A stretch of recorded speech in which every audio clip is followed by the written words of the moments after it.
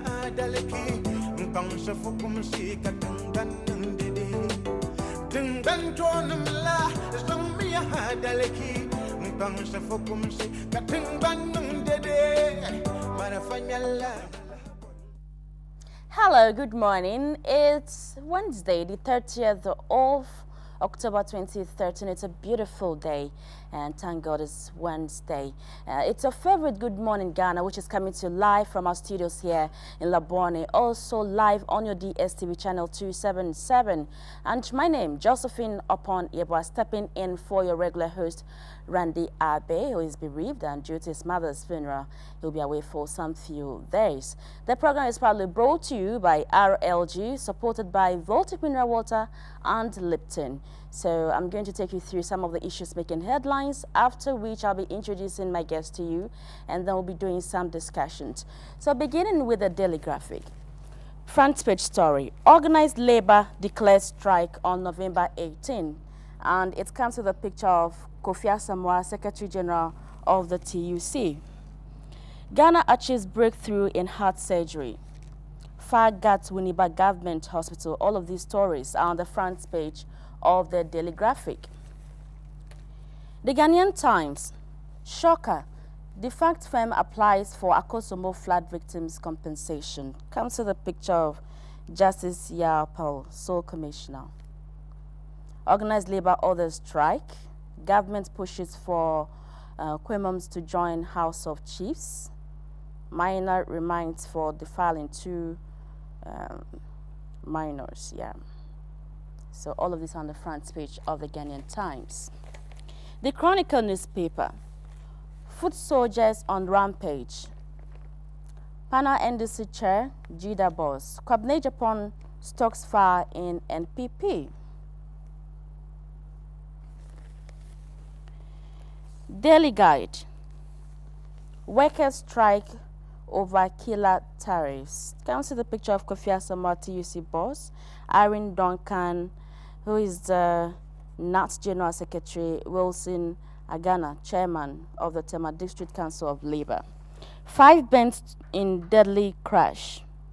Hippo denies invading Texas. So all the stories are on the front page of the Daily Guide newspaper. The Enquirer. More planned attacks on Mahama and NDC as the hacks ready to spread their tentacles. More ministers, appointees on hit list. Akan tag. Reality dawns on NPP as it hangs itself after years of denial. And it comes to the picture of Ayikwo to and Nana Ohining-To. Child custody saga. Nana Oye deflects criticism as she sets the record straight. Comes to the picture of Nana Oyelita, who is the Minister for Gender, Children and Social Protection.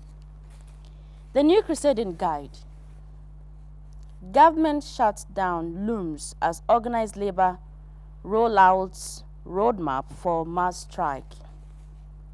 I am not arrogant, Kwabena Japan declares as he launches campaign for NPP chief script. Adekoka in big trouble as Henry Spain steps in to contest NDC chairmanship slot. Daily Democrat. Developments galore as government bills interchange at Nkrumah Circle. Nooks in court, no handing over yet. Boa urges foreign investors to partner local companies. The Accra Times. Corruption blues. Agaga goes wild. Jabs Kufuor and slight surgeon. Hospital turns away accident victim.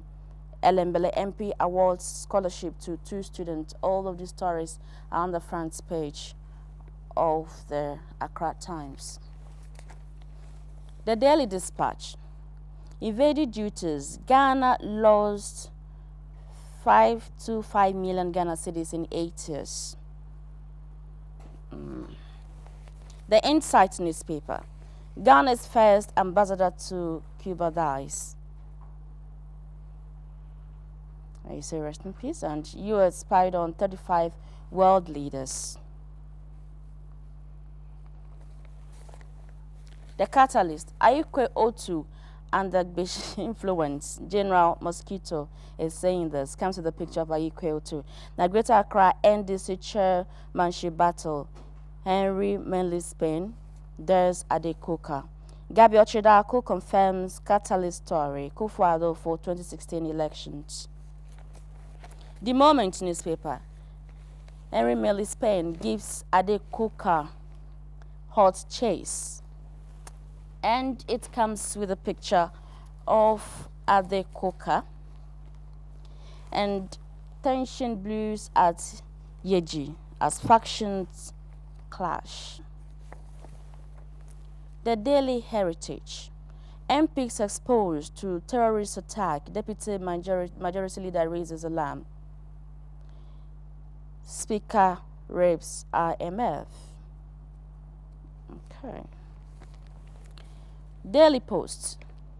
NPP bosses draw daggers over party's tribalism monster. The Publisher. Our hands are clean. Hippo Limited.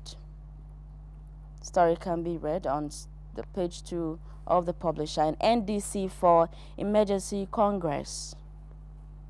Comes to the picture of Yabuati Jan. And NPP needs action-oriented leader. Kennedy Japan is saying this. Kwabena Japan. The Statesman. Ghana's hope is NPP. Nana Akufo-Addo declares from London. Together, NPP can rise again. Kwabena Japan tells party faithful as he launches bid for General Secretary. The Ghanaian Observer. Kwabena Japan eyes Sir John's post. And it comes with this picture. Golden Star Resources Breast Cancer Project hits Bogoso. Our next paper, the Finder newspaper. Fracas over utility tariffs. Strike begins, organized labor declares. The Daily Searchlight. Mahama get out if kitchen is too hot. Comes to the picture of President John Dramani Mahama. Now, this has been 5 wasted years, says NPP. And MPs need bodyguards. ECG Iyoko fingered in illegal connection deals. The General Telegraph. Bonded warehouse tax evasion. CID chases customs officials. Blows at NDC meeting. Constituency chair, Jida boss, beaten up. The Business Analyst. As energy prices show no sign of letting up, IEA says energy efficiency is the answer, vindicate Energy Minister. And this comes with a picture of Emmanuel Amakofi-Boah, who is the Minister for Energy and Petroleum. Our last newspaper. The Business Financial Times. Most of our cocoa trees are 60 years old. 4th Northern Business and Investment Fair opens on Thursday. Okay, so these are the issues making headlines on the various newspapers we have in today. We're going for a short breather. When I return, I'll be introducing my guests to you, and then we'll begin with some discussions. Don't go away.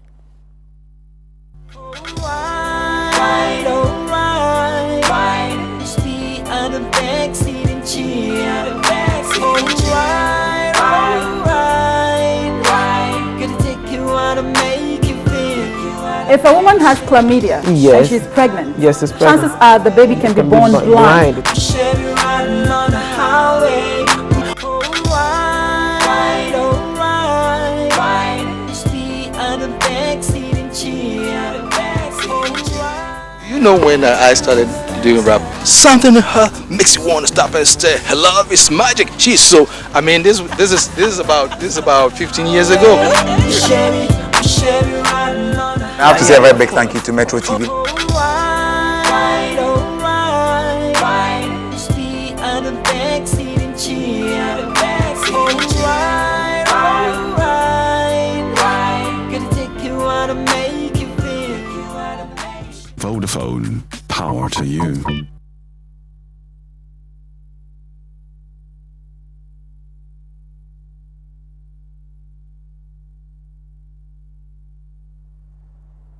Hello, welcome back. So it's still Good Morning Ghana live on Metro Television, and my guests are seated. On my immediate left is Mr. Kwesi Pratt Jr., who is the managing editor of the Inside newspaper. Good morning. Good morning, madam. And next to him is Honorable Nana Akomea, who is a former communication director for the NPP. Nana, good morning. Morning, Josephine.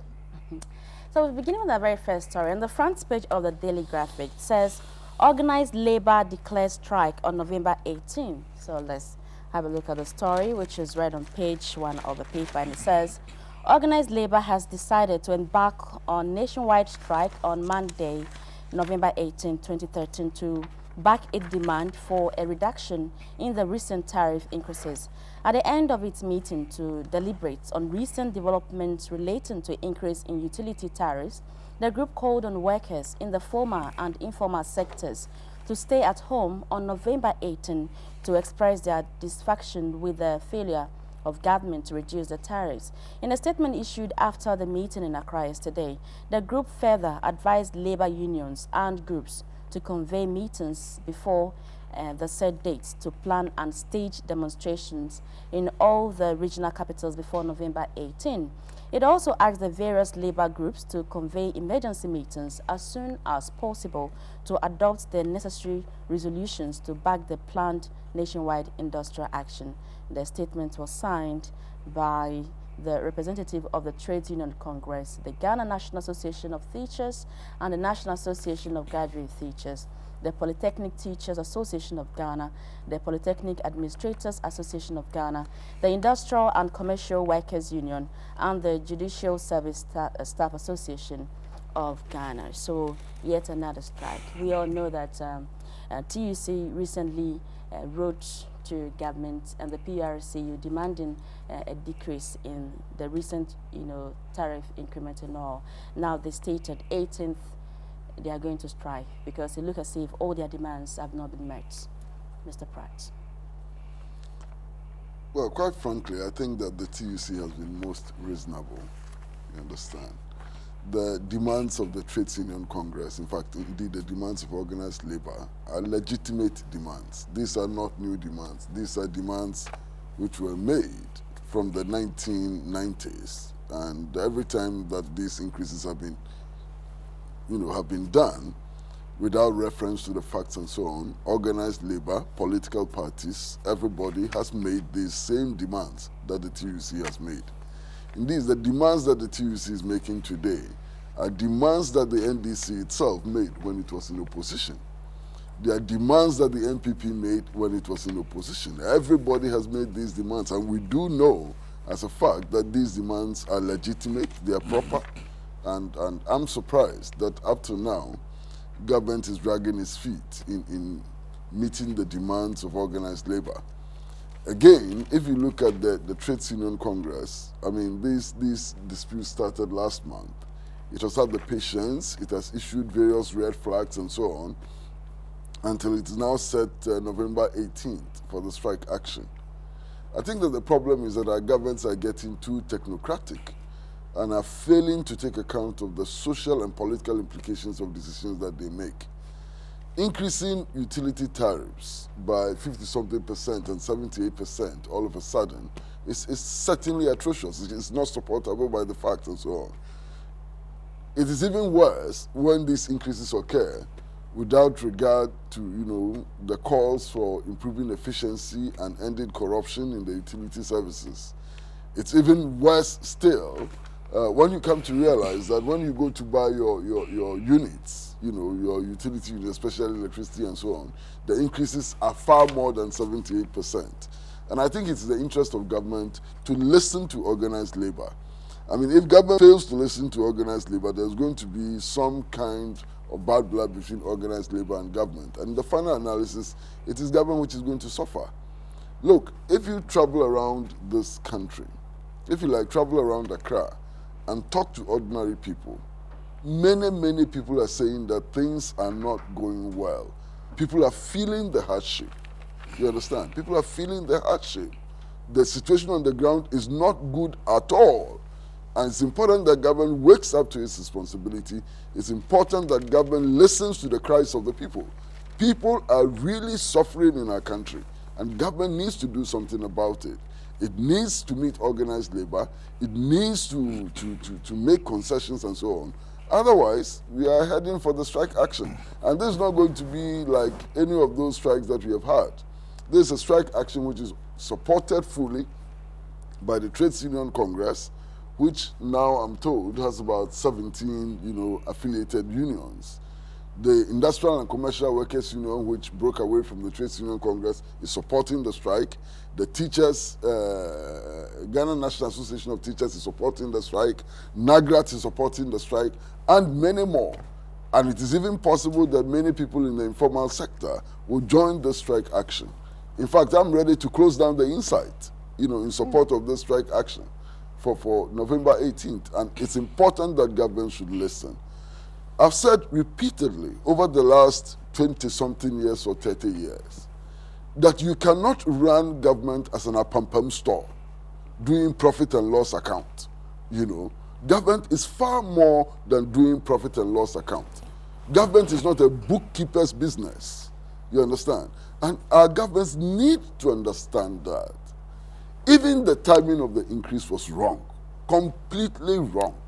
You don't bring about such huge monumental increases at a time when people are grappling with paying school fees. Part of the problem is simply this.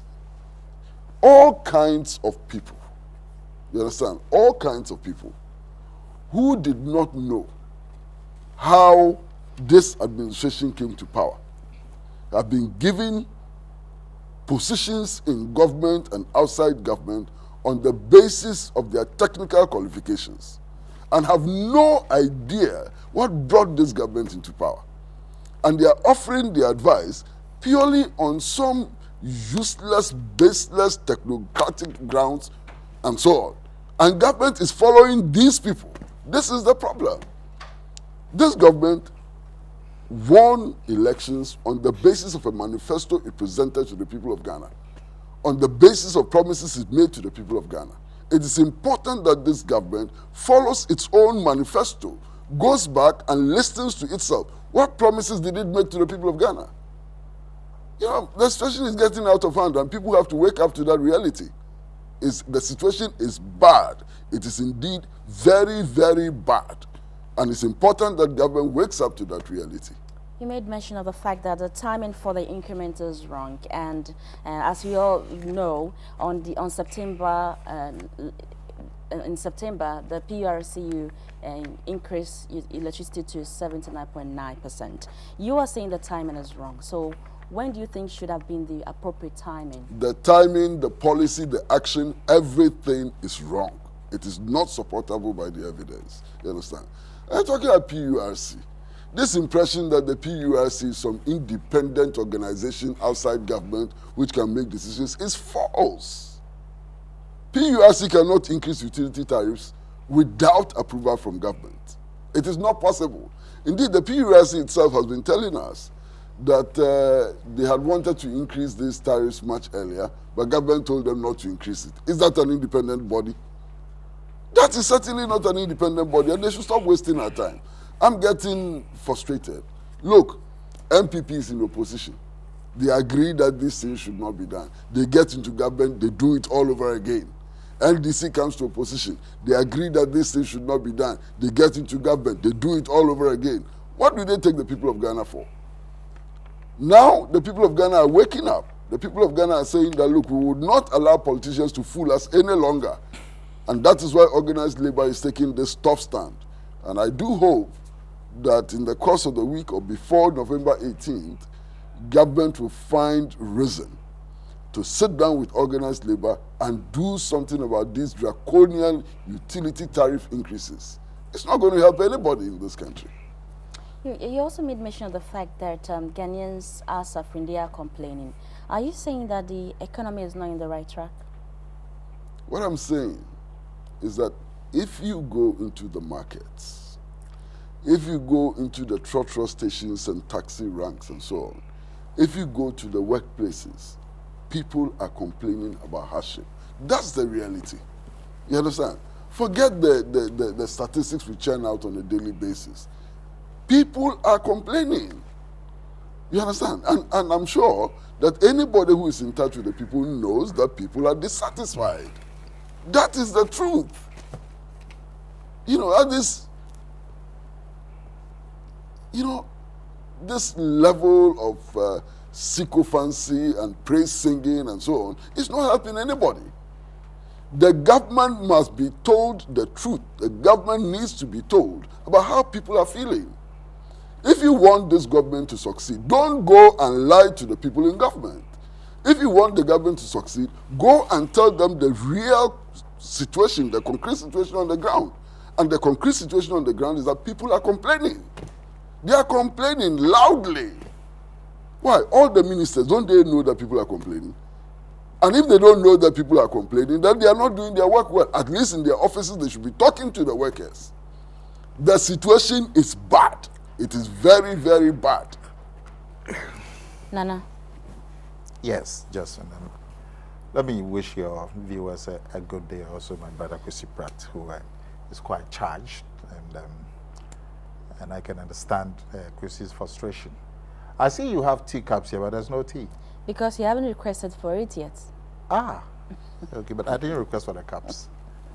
Or you put them here. It's also good to see you. I haven't seen you on the show for a while. I'm the producer, so I'm always at the back, you know. But now you are the... I am. No, I'm just stepping for just... So is it, you are multitasking? Sure I am. Nana, as you know, organized labor has declared it's going to strike in November. Your take on it? Let me, just two quick reactions to two things that Kwesi said. Kwesi seems to believe that this increment, gargantuan increment, is a new phenomenon, is a new behavior by the NDC government, and that he attributes it to some new people who may not be acquainted with some background in the NDC. I have a different view on that, because this is not the first time that this government has embarked on a gargantuan increase in utility prices.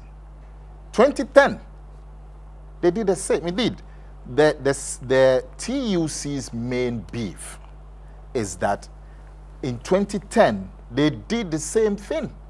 Huge gargantuan increase in utilities.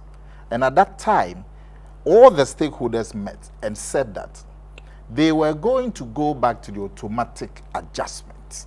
The automatic adjustment means that you adjust prices, whether it's utilities, whether it's petrol, you adjust prices on a timely basis so that the increments are not so huge as to disrupt everybody's budget, corporate budgets, personal budgets. So do it if you are going to do it, and we know inflation and the CD and so on. So do it in a timely fashion. Don't wait for 1 year, 2 years, and slap the huge gargantuan increase. It happened in 2010, and they came to that agreement that we will not behave this way again. And then the government went back and slept on the job, and then 2013, they've come with this huge. So this is not the first time. So I don't believe it's some new people in the NDC who don't know some NDC history. It is a pattern of behavior that has been there from at least 2010. Kwesi also said that the NPP did the same. I agree. Initially, when the NPP came, in the first 2-3 years, you had big increases, gargantuan increase in utilities. But you see, towards the last 2-3 years, we had gone back to the automatic adjustment formula. So if you remember, in 2008, for example, fuel prices were adjusted on almost a monthly basis. So you go to the fuel pump and there's 2 pesos addition. If you don't even look at the board, they had this displayed on the board, you wouldn't even notice. So we had gone to the automatic adjustment regime, which didn't disrupt the system as when you have this huge gargantuan. And when the NDC came, they discontinued it and went back to the old days where you wait and then spring these huge increases on Ghanaians. Now, I agree with Kwesi that the TUC has been very considerate in this matter. Because if you look at the behavior of the government, it has been a behavior of betrayal. Like I said, in 2010, after the last gargantuan increase, the stakeholders came to a meeting and decided that we shouldn't have this behavior again. That if there have to be increases, the increases will have to be timely, on a quarterly basis, so that you don't have a huge increase at once. That agreement in 2010, upon which basis the TUC accepted the 2010 increases, that agreement was not adhered to by the government. They waited until 2013, and then they bring an 80% increase. Number two, the level of the increase. The government itself, you have been telling all of us that inflation is single digit. 2011, inflation is single digit. 2012, inflation is single digit. And on the basis of that, you've given increases to workers' allowances based on the rate of inflation. That this year, workers have had a rise of 10%, because inflation is around 9%, 10%. So how do you increase utilities by 80%? How? If inflation is 10%, single digit over the last 2 years, how do you increase utilities by 80%? And water and electricity are not tea and coffee. That if you increase tea, people can drink cocoa. There's no substitute. The mass of the people depend on it. So when you have an 80% increment in and 50% increment in water, because you can't go and drink anything apart from water. You can't go and drink Coca-Cola. Even Coca-Cola is made of water. So the level of the increases too, you can't justify it. Then when the increases came, the TUC protested and said that they were giving government 10 days. What did the government do? Instead of the government said, yes, we understand, and so we are going to set up a committee to look at it and all of that. But the government should have shown good faith by suspending the increment and saying that, okay, because of all these reactions, we want to suspend it, set up a team to look at it, and then see if we can come to a position that all of us can agree with. That would have been showing good faith. No, the government didn't do that. What they rather did was, apart from implementing the increment, they rather than backdated the increment. I've never heard it before anywhere in the world. They backdated the increment. So if you bought your electricity units in September, and you use it through 2 weeks, 3 weeks of October, they charge you for the new rate in October. So when you went to top up in let's say October 15, they will tell you that the one that you bought in September, that you've used for 3 weeks in October, because you are paying let's say 5 pesos per unit, now it's 8 pesos per unit. So they deduct. Now, in the face of the TUC protest, you don't show good faith by suspending it, but you rather go and even backdate the implementation. The TUC was still calm. The government said some committees were set up. It took about 3 weeks for the committee to have its first meeting.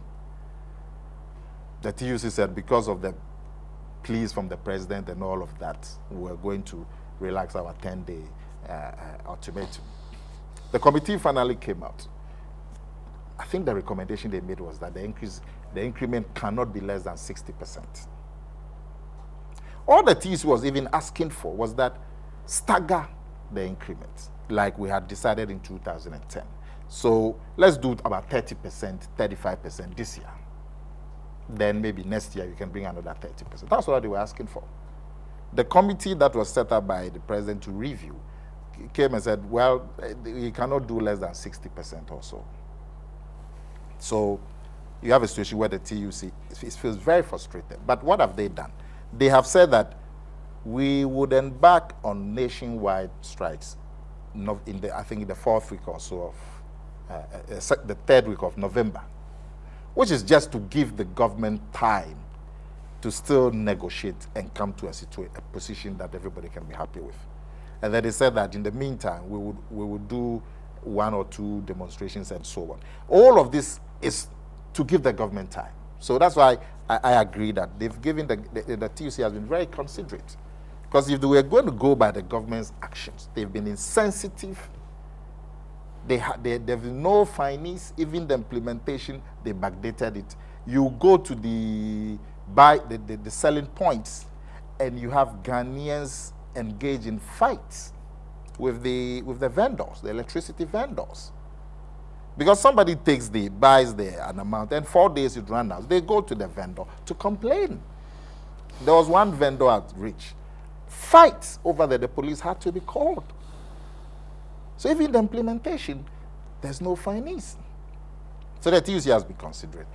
The time that they have given, say November 18, there's a lot of time. The government should sit down with them and come to an arrangement where everybody can live with. If the TUC call, now that they've given the ultimatum, if they call the ultimatum, the cost to the economy will be much, much, much disruptive than whatever concession can be made. So I support Kwesi fully, that the TUC has been considerate, but they are totally justified in the actions that they want to take. Okay, now can I just briefly, to start with, the TUC position is not the same as my position. You understand? Here is the TUC saying that, well, there's the need to increase the tariffs, but don't increase it so huge, at a goal in order to impose hardship on the people. So stagger it. That's the TUC position. Very moderate position, exceedingly moderate position. Because my position is that the increases are not justified at all. That is my position. So, is it the level or the increase? The increases themselves are not justified. You don't supply 80-something million worth of electricity to Valco, knowing that Valco cannot pay, and ask consumers to go and pay for it. You understand? Look at the levels of inefficiency in the system. Read the Auditor General's report on the utility companies. This sourcing and so on. You understand? So I'm convinced that these increases are not justified. But that is not the position of organized labor. Organized labor is saying that we accept the increases, but stagger it. I think we should show some appreciation to the TUC for being so mild and weak. So mild and weak and so on. You understand? Now, if you cannot meet the TUC demand, then how are you going to deal with those of us who think that there's no justification at all for the increase? If the TUC, which is so mild, so weak, so accommodating, so considerate, if its demands cannot be met, then what about those who say that the increases are not justified at all? This is the problem. Now, there's something else that we need to understand. And I heard my brother Nana Akomea saying that, oh, stagger it. I don't believe in staggering anything. If you stagger, you will still get to that limit. If you want to do a 10% increase, and you do 3 first, and you do a second 3, and you do a third 4, is it not the same 10%? It's the same 10%. All right? It's the same 10%. It's the same level of hardship that you are imposing on the people. Look, when it comes to electricity, all of us know that the generation mix is important in determining tariffs. You can alter the generation mix in order to lower tariffs. The business of government is to minimize the hardships of people. If all that the utility companies have to do and government have to do is to go and sit there, look at cost, and say, look, cost has risen, pass on the cost to the consumer, then anybody can be managing director of the electricity company of Ghana. Then anybody can be chief executive of VRA, and anybody can be minister for energy, if all you do is to pass on cost. Anybody with a basic sense of arithmetic can do that work. You need to find people who are creative. You need to find people who think about the political, social, and economic consequences of their actions and are not just passing on cost to consumers. Because passing on cost to consumers is a lazy option. It is not innovative. It is not creative. It doesn't address the fundamental responsibilities of government. Why? Look at the situation in which we are. In Accra, we are struggling for water. Of course, we must make the admission that these are not problems which have been created by the Mahama administration. These problems existed long before President Mahama came to power. But you see, that is not also an excuse. It is not an excuse because we voted for President Mahama because these problems existed and because we knew that he could solve the problem and because he promised to solve the problem. So the fact that he did not create the problems does not exonerate anybody.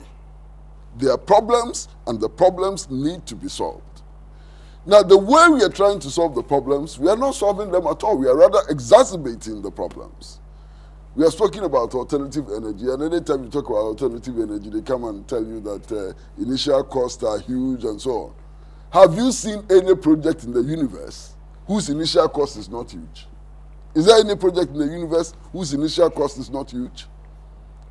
In any case, what is the fantastic cost when it comes to biogas, using biogas for electricity generation and so on? What is the fantastic cost? We are getting tired.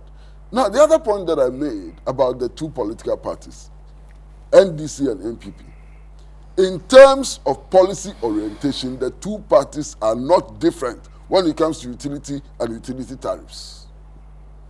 And in terms of their attitude, they are all the same. Look at Daya. When they are in opposition, they are all against tariff increases. When they get into government, they are increasing tariffs. The same. NPP, NDC, look at Daya, the same. One minute. What is the policy difference? Wait. Increase is small, but you get there. But Kwesi, And increase it at once. Is it not the same? There's a difference that we need to point out. I'm saying I'd like to listen but to I've the said difference. so. I've said that we had gone on to the regime of automatic adjustment because whether you like it or not, costs rise. Kwesi is saying that there are so many inefficiencies and corruption in the system that really, if things were much better done, you'll be able to cushion consumers from payment of rising cost. I agree to that. But things being as they are, you agree that inflation is going up, even if it's single digits, it's still going up? It's no longer single digit. Well, yeah. Okay, so it's going up. The currency is losing strength. A lot of the inputs in supply electricity and water are imported. So if the currency has lost strength, they need more cedis to get the same quantity. If inflation is going up, local costs, transportation, and so on will go up. So you agree that costs will go up somehow. From that position, we and the NDC may have the same. But how you manage the implementation of the cost is where we differ. And I pointed out to you that we also started with these huge increases in the first 2, 3, 4 years. But in the last 3 years, we had gone to the automatic adjustment. And if you went back to 2007, 2008, you'll find that you didn't have huge increases in utilities because we are doing I have the one for electricity, for example, the one for petrol, where on a monthly basis, there were tiny adjustments in reaction. So even though I agree that costs will rise, whether you like it or not, that finding the money from being more efficient and less corrupt is also true. But in the absence of that, you don't also want the utilities to grind to a halt because of government inefficiency. But if you are going to manage the cost, manage it in a timely manner. That's the difference between we and the NDC. Okay, your comment before I you ask see, your question. First of all, you come to us, the people of Ghana, and say, give me the power to govern, to make things better for you, and so on. You get into government, and inflation rises. Because we haven't done the things that you told us we were going to do, inflation rises. You get into government and the value of the cedi drops. Again, you haven't done the things you promised you were going to do. You get to government, the economy is in a mess and so on. And then you turn around and punish us for what you have failed to do. You turn around and punish us for inflation rising. You turn around and punish us because you were not able to keep the value of the cedi at a certain level. Is this fair? That man sitting in Shukura, who has not paid the child's school fees, who probably has woken up not knowing when he's going to get his next meal and so on, why should he suffer? Because managers of the economy have not been able to contain inflation. Why should he suffer? Because the value of the cedi has dropped. Is he the one to control the value of the cedi and so on? This is the problem. You understand? Now, I've already made the point. Whether you stagger the increases or not, it's the same increases and it will come to the same thing. Ally, 3 plus 3 plus 4 is how much? It's 10. Isn't it 10? So if you are increasing by 10%, whether you stagger or you announce 10%, it is still 10%. That principle of hiding inefficiencies, of covering up corruption, and making ordinary consumers pay for it is wrong. It should not be accepted. It is not the way to go. And both the NDC and the NPP must be told in plain language that the people of Ghana would not accept this formula. It's a bad formula. It punishes people for government's inefficiency. It is not accepted. Now, you know, what strikes me is the fact that anytime any of these parties are in opposition, they agree 100% with us. You organize a demonstration, all their leaders are taking part. As soon as they get into government, they are doing something else. Kwesi, you made mention earlier on for the fact that governments haven't gone by its manifesto, and the fact that these issues of increment in tariffs and issues where various governments come to govern, yet they don't live up to expectations. In your statement, in a way, has become a clunker. So now, moving forward, what do you think should be the right thing? Because one, if there are issues with the NPP have come and then gone, the NDC is in power now, and you know they are also in a way also trying to strategize to solve situations, but it's not kind of living up to expectations. What do you think should be the right thing to do? All politicians, all political parties have to take promises they make to the electorate seriously. Because if they take promises they make to the electorate seriously, they will not be behaving the way they are behaving. All of them, when they are in opposition and they want power, they tell us that when we come, we will manage things such that utility prices will not be shooting up through the skies. All of them tell us the same thing. All of them tell us that when they come to power, they will take measures to ensure that water supply improves, electricity supply improves, and so on. They tell us. If they are taking their promises serious, we would not be where we are today. What I'm saying today, sitting here, has been said almost word for word by former President Kufuor. What I'm saying here is not new. What I'm saying here has been said almost word for word by Nana Akufo-Addo. It's not new. What I'm saying here has been said almost word for word by my good friend and brother Nana Akomea. It's nothing new. What I'm saying here has been said by Dr. Mani Buama, has been said by President Mahama, was said by former President Mills. So why is it that it cannot be implemented when they get into power?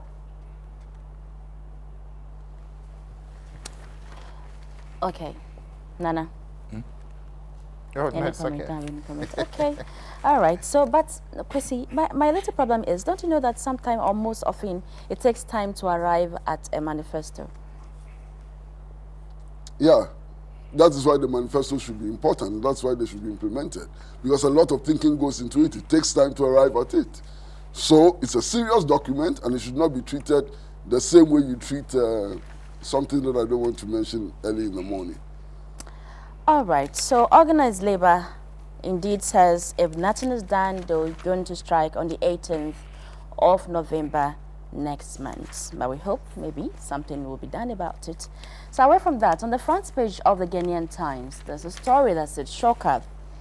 Defunct firm applies for Akosombo flood victims compensation. And the story says the sole commissioner, Mr. Justice Yaopao, was yesterday stunned to hear that a defunct company was still fighting hard for people whose lands were flooded during the construction of the Akosombo Dam in the 1960s to be paid compensation. Kojo and Co. chartered surveyors were contracted by the victims with their site plans to process and facilitate the payment of their compensation by the state. Surprisingly, the company no longer exists, yet still it is pushing hard to ensure that the rest of the victims are paid compensation. Else that is the company would lose the percentage it had charged for playing the significant role. Mr. Aban & Co., now Kojo Aban Enterprise, could not produce copies of registration and tax returns document the Judgment Debt Commission had requested for to know the genuineness of the company and when it's registered as such. Mr. Samuel Apako, the story reads on page 3. Principal Technical Officer who made the disclosure in his evidence to the Commission said that the company had been duly registered and paid taxes but could not produce documents to back its claims. The State Commissioner, who did not understand why a defunct company could still be facilitating the payment of compensation to flood victims, adjourned the sitting to November for the Registrar General to come and tell the Commissioner whether Kojo Aban & Co. was a registered entity. Some landowners in the Eastern Volta and Northern regions whose farmlands were flooded during the construction of the Akosombo Dam in the 60s, managed to secure site plans of the affected areas and contracted Kojo Aban & Co. to assist them to claim compensation from the government. Through the facilitation of the company, some of the victims had been paid, remaining others yet to be determined as a result of counter-claims. This move compelled Justice Apao to wonder how the claimant could have measure the flood areas and come out with site plans to make claims for huge sums of money as compensation from the government after 50 years of the incident. Defunct firms. Good. Very strange. This is one of the things that only happens in places like Ghana. I mean, there's a defunct firm, which means that it doesn't exist. Yeah. And yet it is supposed to be chasing claims. How does a firm which does not exist function? There's a contradiction in terms, you know. The firm doesn't exist, and yet, according to the report, it is working. How? Strange. Only in Ghana. I don't know how to explain it. Maybe Nana Kubia can explain it. I don't know how to explain it. Okay, because what they are chasing is about 50 years issue and all. And as to whether the people who are... But the company no longer exists. And yet the company is chasing it. How is that possible? So where were those monies going to? You see, Joe, there's, you know, when the sole commissioner, the commissioner's office was announced, some of us had some reservations. Those reservations were not because we didn't trust that the judge will do good work. I mean, he's working in the glare of the public. Because sometimes, is there live coverage? No, but, you know, there's media and all of that. So we know he will do his work. But our worry is that in this country, there have been too many committees. There have been too many commissions. There have been too many reports lying idle. And that this work that the man is going to do, where will it end up? That's our worry. And we have yet to be proved wrong. This is a clear case of fraudulent behavior in this company and so on. And I'm sure there's going to be a lot of cases that will be uncovered by the commissioner as fraudulent. But when he finishes, he will do a report. Are we going to be able to act on the report? I mean, look at Weyome, the famous classic Weyome. The government itself has determined that the payments they made to Weyome were wrong. And they've gone to court for the court to support them, to retrieve the money from Woyomi. But you see, those government officials who aided and abetted, collaborated for the payments to be sprung to Mr. Woyomi, when the government itself had determined that those payments were wrong, those officials who are within the control of the government and the sanction of the government, what's happened? Waterville, the courts of Ghana have ruled, since the Supreme Court, that there was no basis for the payments, that the payments were motivated by fraud.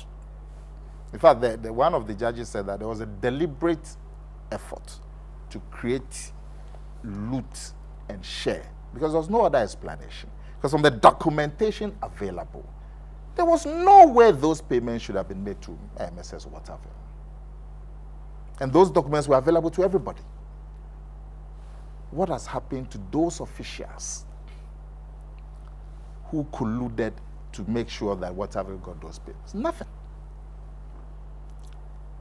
You look at JIDA. This is about the 5th or 6th investigation. Now they say Yoko, they say CID, whatever. You know, somebody posted something on Facebook that got me laughing a lot yesterday.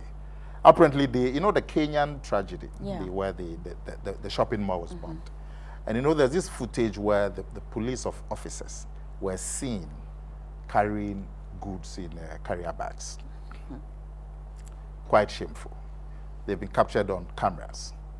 There's a report that those officials have been interdicted and that they are going to be punished. So somebody posted on Facebook about these Kenyans. I mean, how do you, take action without setting up committees to, investigate and committees to review and all of that, And I found that very funny. But that's a sad commentary on the situation that we have. You see, so glaring cases of malfeasance on the part of public officials. We don't hear anything. We don't hear anything. You see, they do an investigation, then there's another investigation to validate that one, then there's a third one to validate the second one, then there's a committee to review a report. So that's it. The problem is that, are we going to be able to act? If somebody has been found clearly, and the laws that we have in this country are more than enough to deal with malfeasance. The laws that we have, the Financial Administration Act, the Financial Administration Regulations, if you see the size, it's got everything in there. But we're not able to act. That's my worry. So today, this company has been discovered. It will be documented. The documents will be shown that the company didn't have the locus to apply for all of that and all of that, or maybe some monies have been diverted. The man will make a faithful representation of all of that. He will present a report. But where will it finish? But don't you think that these committees, which are set in a way as to justify any disciplinary action that needs to be taken on what? The disciplinary actions are not taken. That's what I'm saying. It's a process. But there have been so many other processes which have ended nowhere. And that's why I took my time to give you 2 or 3 examples. That there have been extensive investigations done by government agencies themselves. And there are reports lying about nothing has been done. I mean, we don't have time. Otherwise, I could give you more details. So that's the problem. The problem is implementation, applying the law. If we can apply the law even 60, 70% of the time, we'll have a much more orderly society. We'll have a much more efficient governance process. We'll be saving more money to be able to cushion consumers from electricity and so on, hikes like Kwesi said. If we would just implement the laws, just 60% of the time. This is a wake-up call. Kwesi. Well, first of all, a matter of fact and also a matter of, yes, it may be true that there have been a number of committees of inquiries in the past whose reports remain on the shelves gathering dust. It may be true. But that does not indicate that this committee's report would also end up on the shelves. And I think that it's important to give the committee and government the benefit of the doubt. And when this committee was first established by government, there were all manner of campaigns waged against the committee itself and its chairman. There are even those who said that the chairman was an NDC member and therefore he could not perform his duty and it was a mere cover-up and so on. Now I think we're all learning that there's a very serious commission which is doing very, very serious work, and all of us are expecting that in the final analysis its report may be useful if acted upon. And I think we should all call on government that when the report is finally presented, we need to see some action on that report, you know. Now, in discussing this matter, my brother and friend has gone to the extent of roping in Woyome and roping in Jida and so on. I've said from the very beginning that for as long as a matter is in court, I would not be making statements which are prejudicial. The Woyome matter is in court, and I think we should wait for its final outcome. There may be some indicators that we may want to run with and so on, but the substance of the case is still in court. And I think it's important that we wait for the outcome of the court. Now, with regards to Jida, sometimes I just wonder whether we are reading different reports. Because I read the draft report, which everybody read. I've read the final report 3 times over. I've read what amounts to government white paper on the Jida report and so on. And I'm asking myself, why is government itself giving the impression to the public that it can carry on successful prosecution of anybody? Who can be prosecuted on the basis of the Jida report? You understand? So this is a huge expectation that we are raising, which will come to nothing. If you send people to court, in the final analysis, they are going to be freed. And then we are going to put the judiciary in trouble because people are going to say that the judiciary didn't do its work properly. And even government will be accused of a cover-up and so on. What has happened? Jida signed contracts with companies.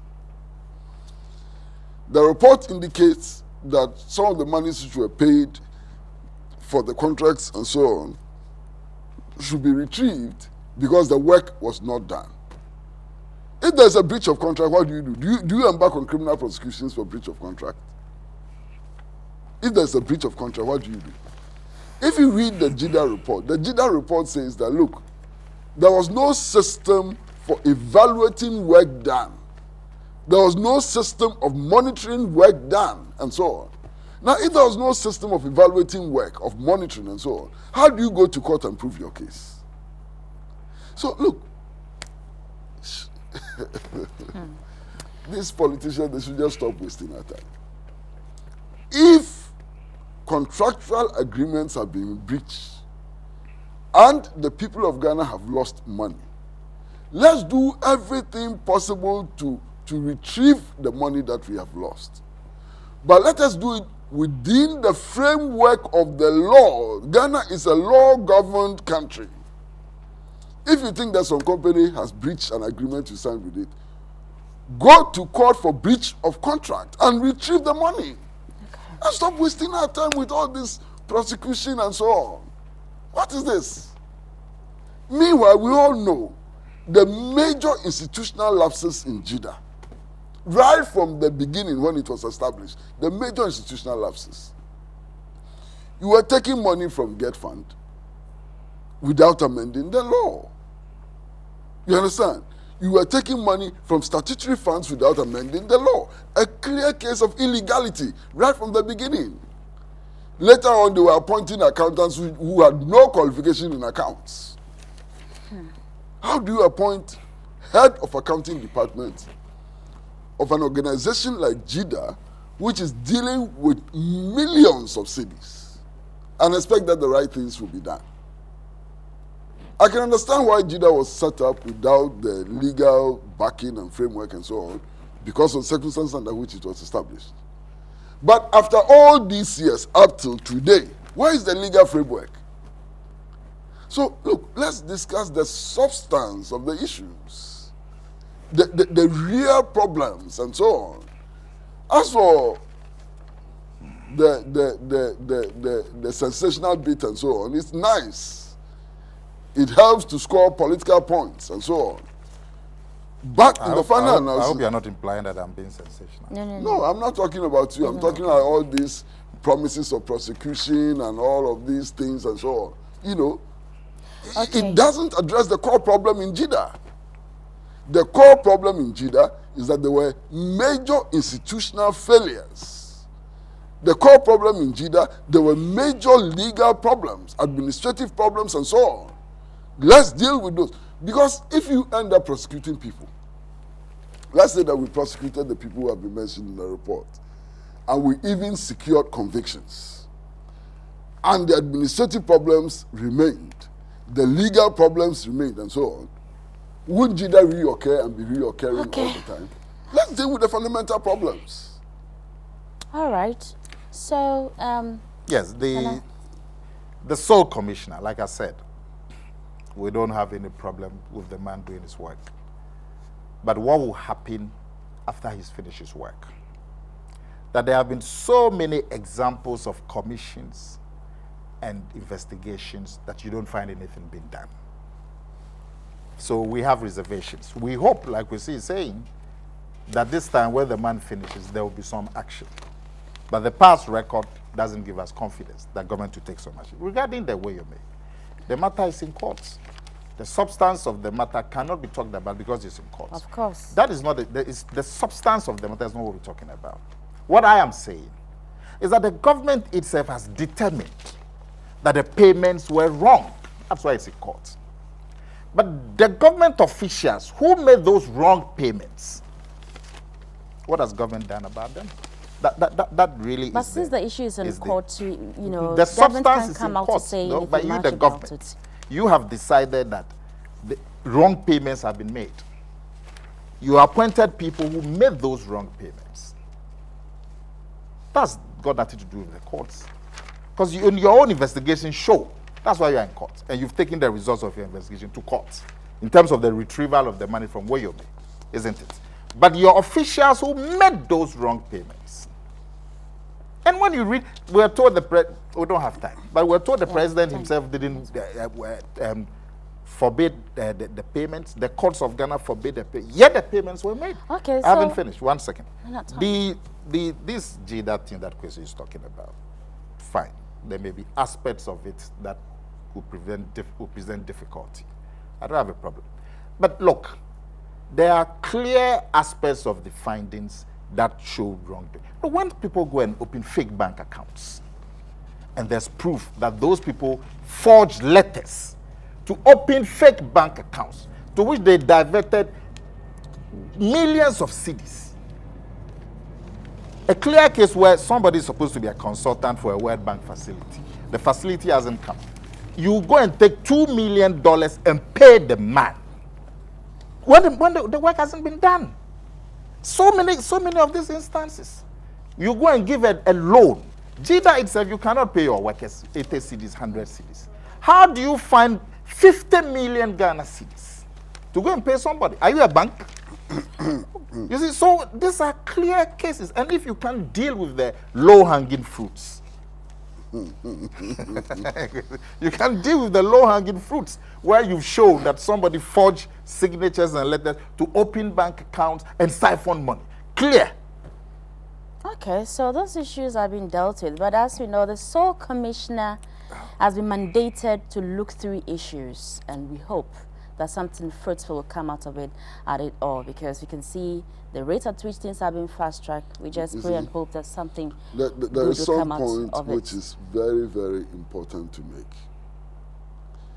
Government may come to the conclusion that some people are corrupt or that some people have violated the law. But in the scheme of things, in a multi-party dispensation where there's separation, the principle of separation of powers, government does not have judicial powers. And government cannot determine who is a thief and who is not a thief. If we are applying the law, it is the judiciary which must make the final decision. That's it. You understand? Yeah. Unless we want to turn the law upside down, unless we want to turn the constitution upside but down. government can discipline its appointees. Yes, government can make a determination. But until the law comes out. Government can make a determination that in the view of government and punish its appointees. Something has gone wrong. Yeah. But if you have to make conclusive statements about whether there has been fraud or there has been stealing and so on, it is the court. Nobody disputes that. There's no dispute about that. Okay, so let's go for a short breather. Let's go for a short breather. When we return, we'll be doing some other discussions.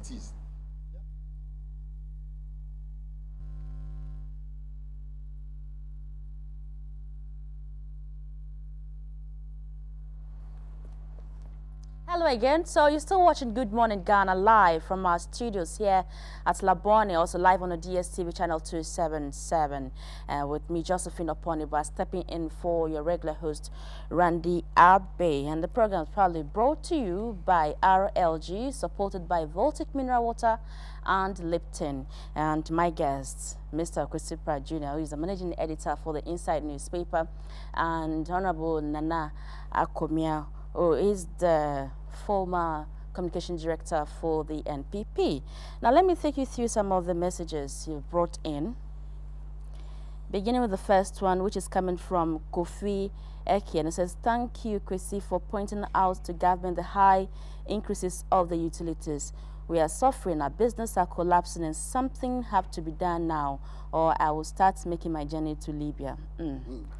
Okay, and this is also coming from Afaruk Tamale. Says, "If non-performances is the key basis of rejecting others in NPP, then the current leadership must also go." Okay, so that's a view. And then Bawa Mohammed says, "Ghanaians are too corrupt. Kwesi, don't worry yourself again. My party, NDC and NPP, are not there to do the right thing." Okay, so that's also an opinion from Bawa Mohammed.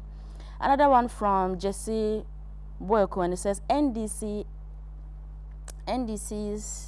Ronaldo will be back in 2016 to save Ghana from poverty and better the lives of Ghanaians. Another one said, "Politicians are always the same. Our problems is that the parties lack great thinkers." Okay, so it also came from Bawa Mohammed. And this also says, "I think the time given by the TUC is too long. Why not first work in November?" Benedicta Moti. Alhaji Mahama Salia says, "The government should listen to the Trades Union Congress and prevail upon the PURC to effect rates reduction in the percentage of increment in the utility prices for national cohesion and development. We are suffering." Okay, so these are the comments that came through. Thanks for that. We're going to do another discussion. So let's shift attention to the NPP now. The various positions being contested for. On the front page of the publisher, it says, "NPP needs action-oriented leaders." And this coming from Japan. Let's read the story and see what is it.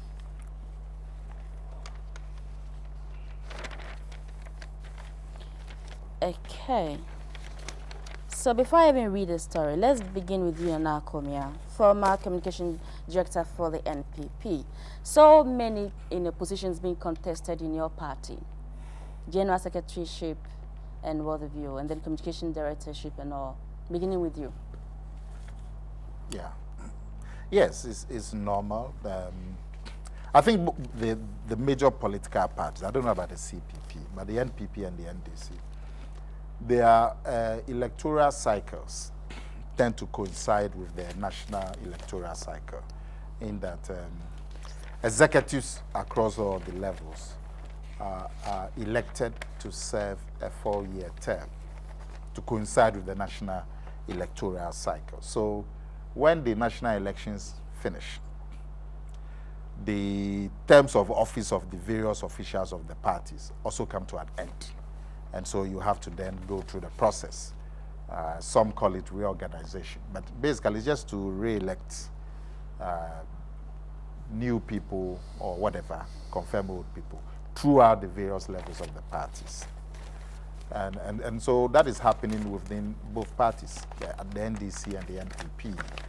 Elections are due, reorganizations are due. In the case of the NPP, the reorganization starts from the polling station level. There are about 26,000 polling stations. Each of those polling stations, NPP has a 5-member executive in every polling station in this country. Their time is up. We have to conduct elections for them, for people's mandate to be renewed or new people coming for those 26,000 polling stations. And then you go on to the constituencies. There are 275 constituencies. There are about 17 executives in each constituency. So they too, their time is up, and we have to do elections for them. And then the region, and then to finish with the national elections. We have set the ending of March to be able to complete all of this with the national elections. After that, then the new executives will set a date for the flag bearer to be elected. So this is the time for that kind of work and activity. And so people with energy and commitment who feel they have a contribution to make either want to retain their positions or to be elected into positions. Yesterday, my good friend Ghana.Guests announced he's offering himself for election as a general secretary. Other people are offering themselves for selection as chairman and all of that. And it cuts across constituency level. Everybody is putting themselves into position and so on. So that is very normal. Okay, then let me read this piece in the publisher that Oppong-Yeboah says. It says NPP needs action-oriented leaders. And it says ex-President Kufuor's former press secretary Oppong-Yeboah has said NPP needs a leadership that is intensely action-oriented, passionately mission-minded, very demanding of results, and is prepared to chase progress if the party is to win the next election. Does that mean that the past, people in those positions, or the NPP per se, didn't have those qualities? Well, if you are coming to contest for a position which is already being occupied by somebody, you want to say something that will benefit you. I'm sure those people who are already incumbents would also have something to show about it. I'm sure they can also, when they also go, they are going to show how action-oriented they have been. What are some of the other words again? Okay, so passionately mission-minded. Okay, so they are also going to show how action-oriented they have been. Prepared to chase progress. How passionately they've served the party in the last 4 years, and how committed they are. So as for that, the important thing is that we should try as much as possible not to mudslink. Okay. If somebody's public performance doesn't live up to standard, be able to show the omissions and the lack of action. But there's one thing, people, it's easier said than done. Most often you say I can do this, but when you get there, you realize that there's so many things you need to put together to get to that height. Well, but you can't just go and say that I've come, I am a joy, and vote for me because I have a round head. You have to say something. So it's up to so you have to say something. You have to use this kind of word. It's very normal, but it's important that we do not mudslink. That is it. That is crucial. Yeah, Kwesi. Quite frankly, I'm very excited about what is happening within the New Patriotic Party, and there's some of the people who are popping up in the contest for leadership that I have great respect for. I'm exceedingly happy about Ghana.Guests, making a move to become General Secretary of the party. Because quite frankly, and here, I'm very privileged not to be in the position of Nana Akomea. Nana Akomea is a party member and so on, and he may have his own restraints and so on. I don't have any. Quite frankly, the quality of General Secretaryship of the New Patriotic Party has fallen drastically since Mr. Darocha and Dambotri. You understand? It's falling so drastically. And if the party is to move forward, the party needs to have a new kind of general secretary who is decorous, who would gain respect and so on, especially of elements that are described as floating voters and so on. And I think that the entry of Oppong-Yeboah is most interesting and exciting. You know, there are others, but I think that Oppong-Yeboah's entry is interesting. Okay. It can change the party's fortunes and so on. All right, so. Yeah, but there are many others who are popping up, and it's still very interesting. I think, for example, that Paul Afoko brings some excitement to the race. And I've been listening also to this gentleman, what's his name? Your current first... No, for national chairman. Fred Owari. Fred Owari. You know, anytime I listen to him, I cannot help but feel his reflective, sober attitude and so on. That is also something that he brings about. Even though Paul Afoko brings dynamism, I mean, you can see dynamism all over Paul Afoko and so on. Look, the fact of the matter is that over the last 4 years, NPP hasn't done well as a party. That's true. And I use some criteria. I take, for example, Media Foundation for West Africa. There are surveys on insults in the media. And I keep asking myself, how come that NPP of all parties tops this league for 8 months? Something is wrong. Something is fundamentally wrong. NPP, it would never have happened under the leadership of Darocha. Never. Because as soon as you go and do something which would embarrass the party, you will be called, you will be sanctioned, you will be told that you cannot continue to do that. Now it's free for all.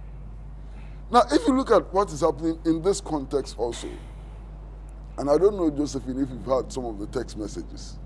Which of them? The ones they are circulating. You haven't heard any. You have. I mean, why do you do this to yourselves? Kwesi, one small point. Yes, these text messages, they are anonymous. They are anonymous. You cannot. You wonder why it's been but you cannot guarantee.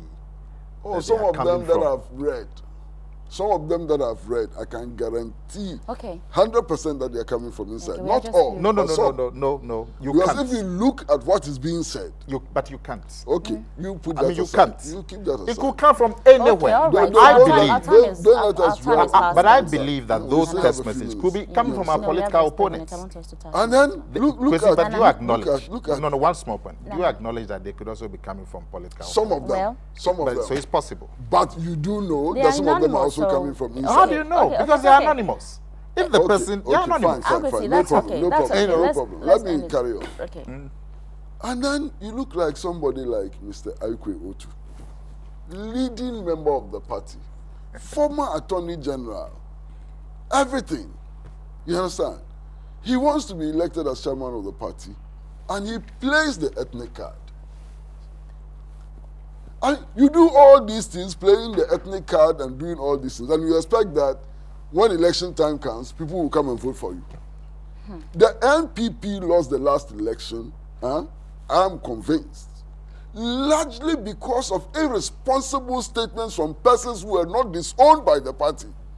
They go and make their irresponsible statements, they come to party headquarters, and you are pouring powder on them, affirming what they have said, and you expect people to vote for them. I don't want to repeat some of those things because, you know, but they're terrible. A party leader or somebody perceived to be a party leader goes out, makes some of those atrocious statements, and then you declare him as the party's hero, and you expect to win elections. I hope that this process in the NPP will bring about changes so that we can return to the days of Professor Dubois and B.J. Darocha, so that we can return to 2000 when President Kufuor won the election. What has happened in the last couple of years is terrible. Okay. So we wish all the contestants good luck. So we live to see who became the winner. Final one, just wrapping up on this issue. On the front page of the Inquirer says, more planned attacks on NDC and Mahama as the hacks ready to spread their tentacles, more ministers, appointees on the list. Quick one. It says the National Democratic Congress NDC as a party with Mahama's administration as government is likely to have turbulent times as the hacks within the Akatamanso fraternity are going to strike fiercer than ever before. Already, a barrage of influence, peddling naked lies, falsehood, and plot plot to gain attention and recognition is swaying the minds of persons who otherwise claim they are loyal to the party and government to do things which otherwise were supposed to embark on by opponents of the NDC. The president, his wife, his brother, and persons within his government have once upon a time or the other been chastised by the enemies within the family. The First Lady is the latest on the hit list, but it's becoming increasingly clear that other national executives of the party and ministers will, going to be added to the list by the close of the year. Are we expected to review this story? No, just a quick one. That is this something that should be given attention? Why that? I don't understand why we should review this story. First of all, they say that the First Lady is on a hit list. What hit list? Is there anything wrong with the First Lady? I'm not aware. Okay, so the story doesn't tell us anything, unless maybe Nana, you understand what the story is. There's been so many issues going about. Okay, it talks about, people trying to please, the government and all. So they go backbiting, saying a whole lot of things. They want to please the government and therefore they will attack the president and the First Lady and all. No. The story says that there are people within the NDC who are attacking the First Lady and the president, and they intend to attack ministers and so on. Who are those people? No names. What is the attack on the First Lady? Do you know any? Well, there's been so many rumors. My interest in the story, as you have read it, stems from just one fact. Okay. That the Enquirer newspaper who is reporting this story is known to be a paper with sympathy to the NDC. If it was, it's not true. Yes, I don't know. I just want to know if it's true. That is my belief, and I believe that is a general belief by many people. So if they are writing about these things in the NDC, I find it interesting. If it was some paper that was not seen as sympathetic to the NDC, like the Statesman, I may say maybe it's trying to be sensational. Okay. But this Enquirer, which is not paper friendly to the opposition. So has the First Lady been attacked? No, I'm saying that it makes it interesting. And who are the hawks? I think we'll find out. This should be investigated. All right, so this is how time will permit us. My guest has been Mr. Kwesi Pratt Jr., managing editor of the Inside newspaper, and Honorable Akomea, who is the former communication director for the NPP. The program was proudly brought to you by RLG, supported by Lipton and Voltic. My name, Josephine Oppong-Yeboah, and I step in for Randy Abbey. See you tomorrow.